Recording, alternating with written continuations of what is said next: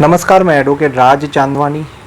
देखिए, हाल ही में consumer court ने एक आदेश दिया था जहां पर बिल्डर ने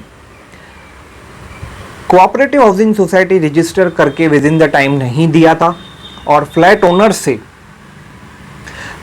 से उनसे कुछ अमाउंट जो है वो कलेक्ट किया था, बट जो रजिस्ट्रेशन है वो नहीं किया था। तो कंज्यूमर कोर्ट ने कहा कि आपको रिफंड करना है।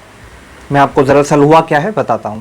देखिए, कंज्यूमर कोर्ट ने कहा कि builder must pay the taxes until all property is transfer to the society. जब तक सोसाइटी को ट्रांसफर नहीं होती है पूरी प्रॉपर्टी, कंज्यूमर कोर्ट ने कहा builder must pay taxes until all the property is transfer to the society. जब तक सोसाइटी को पूरी प्रॉपर्टी ट्रांसफर नहीं होती है तो सारे टैक्सेस जो है बिल्डर को पे करने हैं। देखिए, मैं आपको बता दूं कि दरअसल पोजीशन दे दी थी बिल्डर ने फ्लैट ओनर्स को, लेकिन जो लॉ है उसके तहत कोऑपरेटिव हाउसिंग सोसाइटी रजिस्टर करके नहीं दिया था।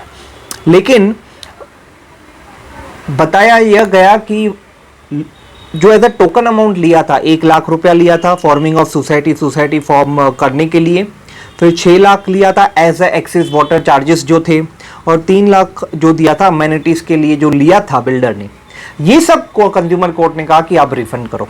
अब हुआ क्या दरअसल कि जब कोऑपरेटिव हाउसिंग सोसाइटी रजिस्टर नहीं करके दी, देखिए मैं आपको बता दूं कि ये जो है एक लीगल ड्यूटी है बिल्डर की, कोऑपरेटिव सोसाइटी रजिस्टर करके देना है जो फ्लैट ओनर्स हैं उनको with in the time frame. और अगर वो विद इन द टाइम नहीं करते हैं बिल्डर, तो उन्हें जो है पूरी टैक्सेस जो भी हैं प्रॉपर्टी की वो बिल्डर को पे करनी है।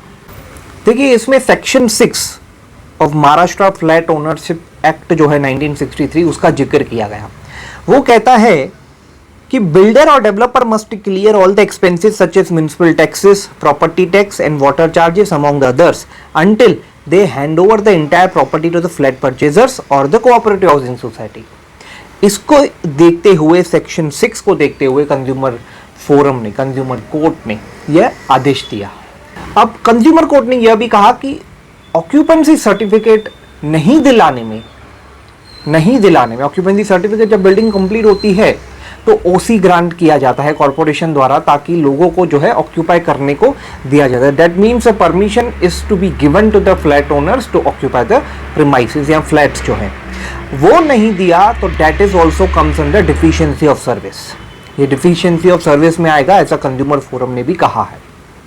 और इसके चलते कंज्यूमर फोरम ने, कंज्यूमर कोर्ट ने बिल्डर को जो है गिल्टी ठहराया और उसके तहत जो ऑर्डर्स जारी किए कि उन्होंने कहा कि आपको रिफंड करना है, बिल्डर को रिफंड करना है, सोसाइटी मेंबर्स को, फ्लैट मेंबर्स को 1 लाख रुपया जो आपने टोकन अमाउंट लिया, 6 लाख रुपया जो एक्सेस वाटर चार्जेस लिए और 3 लाख जो है फॉर अमेनिटीज जो आपने उनको प्रॉमिस की थी।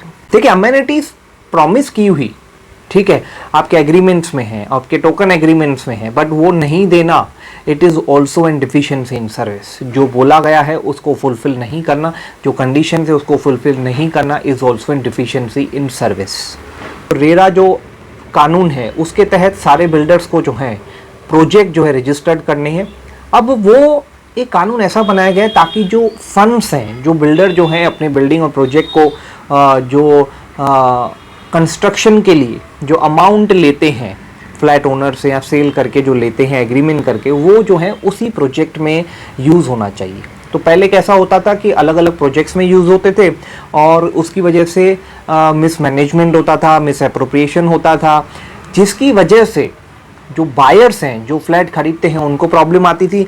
इसलिए जो रेरा एक्ट है उसके तहत जो है every project has to be registered under RERA.